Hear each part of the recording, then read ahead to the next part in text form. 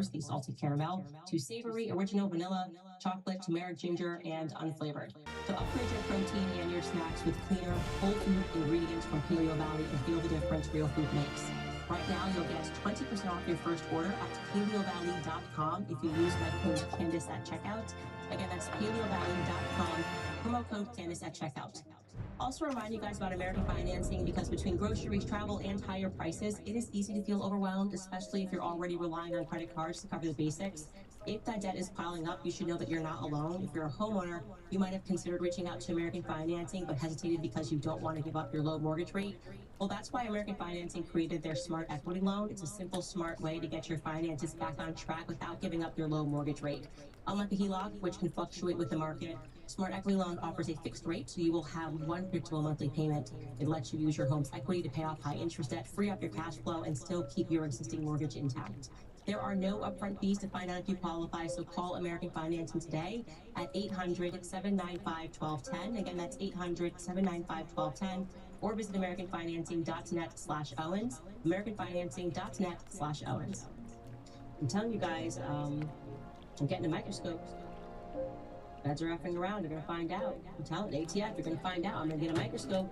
I'm going to put on the glasses. I'm going to do everything. I'm going to examine whatever you say is the manner in which you do this. You're not going to use a bunch of big words. No. We are going to do our due diligence with this case. If you are saying that this bullet, which we were initially told they found the bullet, now they're saying it's a fragment, and now they have to bring in special techniques to try to connect it. Doesn't make any sense. Doesn't make any sense at all. Top comment from yesterday's episode, that's correct. Where was all of this amazing security when Charlie said they're going to kill me? They were receiving his messages. The info was receiving his messages. And then after he failed to protect Charlie, didn't even, as I am told from our sources, did not even do a walkthrough. All he cared about in the lead up to that was ensuring that they had a clean exit behind Charlie. They ignored the security concerns that were expressed by the school, that they shouldn't do this in an uncontrolled area, uncontrolled traffic area. They put him there like a sitting duck. They got him out of there fast. And then after that, what do we know? Dan Flood gets offered a bonus and a raise from Erica. Okay. Totally normal. Maybe you should add that to the Daily Mail article. Not the most normal thing to do. Actually, you got one job and you failed it. You don't offer that person a promotion. But you did. Robert Madden wrote, the only threat she should worry about is the truth coming out. That is correct, guys. I have to show you this tweet. Speaking of which, that took me out when I saw this. I didn't even retweet because it was so good. I wanted to show you guys just on my show. This person, Zach, wrote, I interviewed the chair sending Erica death threats, and this is what it had to say. Just love the internet. I just love the internet. The internet is just always here for a good time. Okay, let's read some of your comments from today's episode. Nikki Schumacher writes, as a Reformed Baptist in the Deep South, I have started worshiping with the Presbyterians because I just can't with the false gospel of Israel is God's bride. It is just so obvious that it is a heresy, more obvious than it's ever been. Them constantly using Bible verses to tell you why it's totally fine for Israel to just incessantly murder children, just to incessantly steal. And I think across the board, by the way, I find Christian Zionists to be worse than the radical Zionists that are in Israel. I really do, because it's like there's something especially gross about doing it while wearing a veneer of Christianity. You can almost understand it for a lot of the Jewish Americans, right? In the same way that I always say, like, we were raised as Black Americans, and like you're kind of learning about slavery, and like that's going to be your scariest point of historical reference in school. You can understand when a Jewish Zionist, how they could fall into that trap, and a lot of them are now waking up. The scales are falling from their eyes. They are not with Bibi Netanyahu. Look at the polls. Jewish Americans are realizing he's just a mass murderer. So he's literally Jeffrey Dahmer. That's it. He just goes, but calls himself prime minister. It's like Prime Minister Jeffrey Dahmer. And then you have a bunch of people trying to tell you why it's biblical, what he's doing. Like constantly harming children, excusing the rape of prisoners who haven't even had any trials. They're literally just being held because they're Palestinian. And I totally agree with you that it is there's just an awakening happening all across. And you can see that in the numbers. People are leaving a lot of these Deep South Baptist churches because they realize they're not worshiping anything but the modern state of Israel, which has absolutely nothing to do with the Israel of the Bible. Biggie Kells writes, Erica canceled her fake and gay appearance because the true threat was Drewski showing up and outperforming her. It's actually funny because Barron clocked that on his show last night. He was like, I think she canceled the appearance because of Drewski. Like, because now everyone is like, this is what the world thinks of you, and she couldn't show her face. And she should have just said that, or she should have said nothing. You are allowed to say nothing. You are allowed to say, Erica, something came up, there'll be more information in the coming days, Erica's not going to be here tonight, that's it. But instead, Andrew came out there with the energy of, it's your fault. And he should apologize, but he won't, because he has exercised no humility in anything since September 10th. It's probably who he always was, if we're being frank. James the Least writes, I saw Ben Shapiro blaming you and your viewers for the threats against Erica. What a tool. Why are you watching Ben Shapiro? Like, who cares? I mean, this is the guy that sits down with BB Netanyahu and then tells us that Theo Von is a threat to civilization. Okay, he like literally interviews mass murderers like Zelensky on the show, and he's like, these people are great, but we really need to do with Theo Von, who's the happiest, kindest person. Theo Von is essentially the class clown, loves everybody left and right, makes everybody laugh and feel good, and Ben Shapiro, of course, would find a problem with Theo Von because since the time he was a kid, nobody has ever liked Ben Shapiro. And the world's caught on. He's been buying views throughout his entire life. He's never going to go away. Just get used to like that buzzing noise in the background. He wants popularity. He's never going to have it because of who he is as a person. Like, who he is has nothing to do. His ideas suck too, but it's truly just how he deals with people and how he problematizes people for having a heart, which is what Theo Von has. That's what he hates about Theo Von, and he wants him canceled. Like, just unbelievable. Tim Morgan writes, I just read that. The most credible threat to Erica and her crew is the truth. Seven Sheets writes, if I am to believe the truth always wins, of which I am not fully convinced, but I must support the ones that I feel are searching for the truth. Brave and undeniably, fierce work, Candace, prayers and faith to cover us all. You have to believe, I'm telling you, in the end, truth does win. All right, you guys, happy Monday. A super happy Monday, actually, because I'm out of my boots finally. I'm free. And of course, we go off air on Friday, and then Trump begins tweeting me again. From Air Force One this time. I honestly am not quite sure what triggered his little meltdown, but apparently he says, I am dying fast. So I gotta get my affairs in order. 2 tweets from the leader of the free world about how I am a nobody. I think that's 4 tweets in total. I feel like maybe the opposite might be true. But first, we have exclusive audio of Tyler Robinson's grandfather, the original owner of the rifle that was found after Charlie Kirk was killed, the one that the bomb dogs couldn't detect because their noses malfunctioned that day.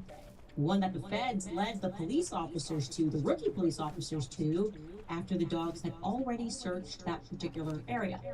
Wouldn't it be kind of interesting to hear what Grandpa thinks? Does he think Tyler Robinson is guilty? Do you think Tyler Robinson is guilty? Let's find out. Welcome back to Candace.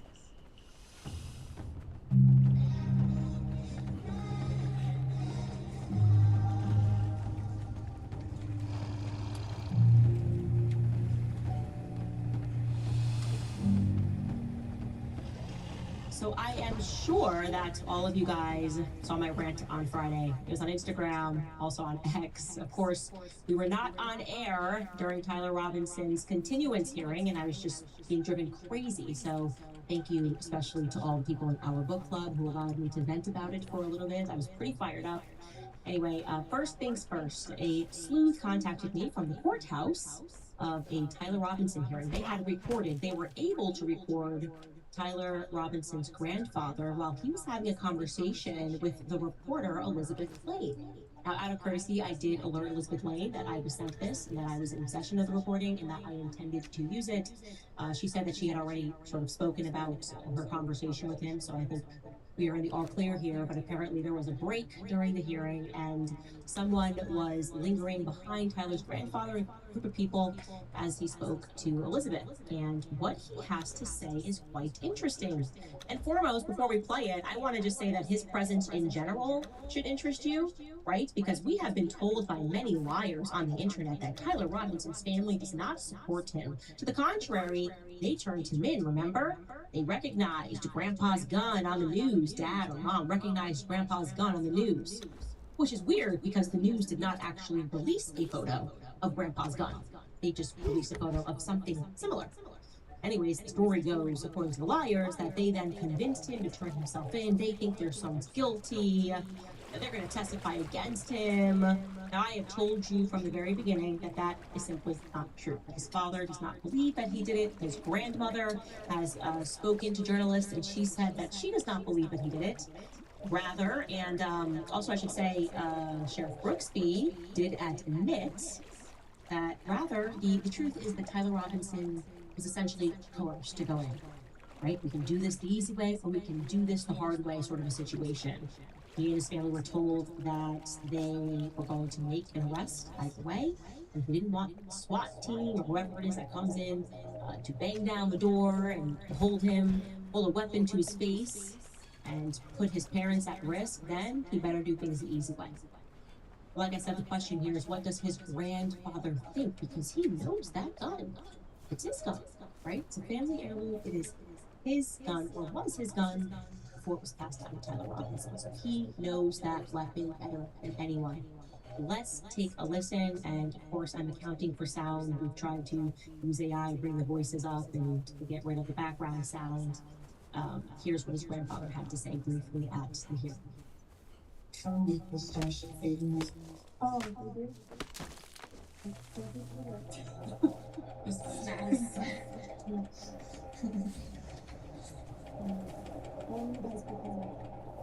What are your full I'm really sorry about this. Yeah, it's tough for you guys. Yeah, it sucks. We're here to support. We think we've been told this absolutely bring but I might need to be doing this. So, Well, I want the money for the rest of what you do. man, your gun sound like I can tell you that you're very good. That's right, yeah. And my dad was a cop for years. Yeah. We showed all of this. Yeah, of course, but Well, hold up. Hold up. Granddad says that he is here to support. He's here to support his grandson. Sounds like he is of the same opinion as Tyler Robinson's grandmother, that he did not do this and he was not capable of doing this. And for clarity, Grandpa asserts that he himself is a hunter, right? He also says that his father, that would be Tyler Robinson's great-grandfather, was a cop for a while in that town who taught him ballistics. And he says that is not what a 30-06 would do. That is evident to everyone. Everyone keeps focusing on, of course, our big reveal that the 30-06 did not go through. The part that you're missing is it also did not cause any significant damage, okay? They had tried to, early on, people that were in the hospital, making phone calls to various people and saying that Charlie's, like, basically he almost had no neck left. That was untrue. Those early phone calls that went out to various people, who I will not name because obviously I was in communication with many people that day, spoke on the phone, were the ones that got phone calls from hospital.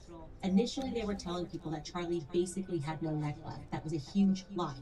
Outside of the wound, Charlie was in very good shape. And yes, Granddad, that is not what a 30-06 would do.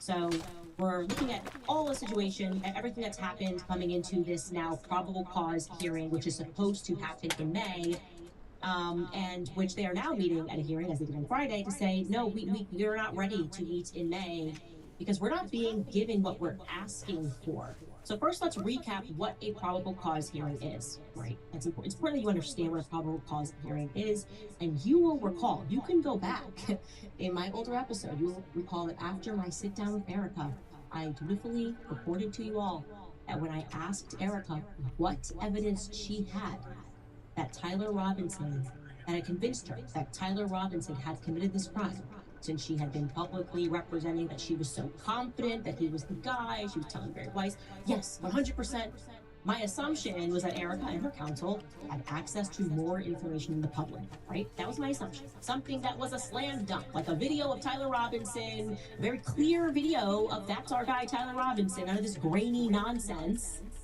Maybe a video of him taking the shot, right? That would make me, as the widow, say, I am 100% certain that's the guy. Something along those lines would have gone a very long way in terms of explaining her certainty.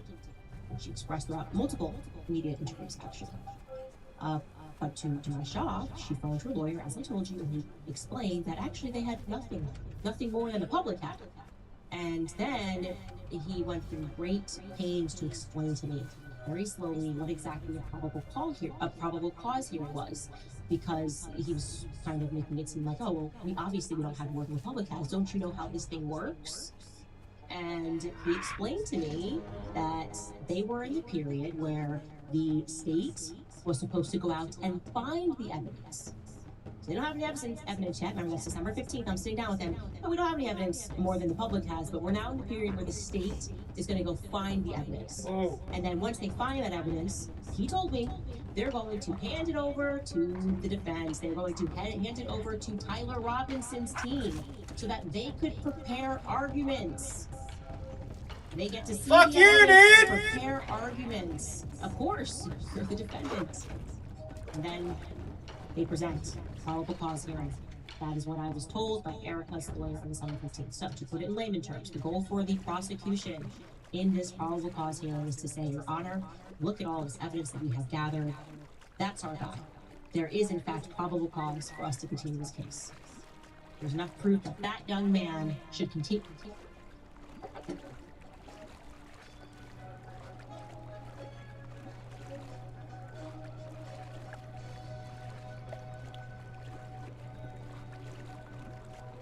No way.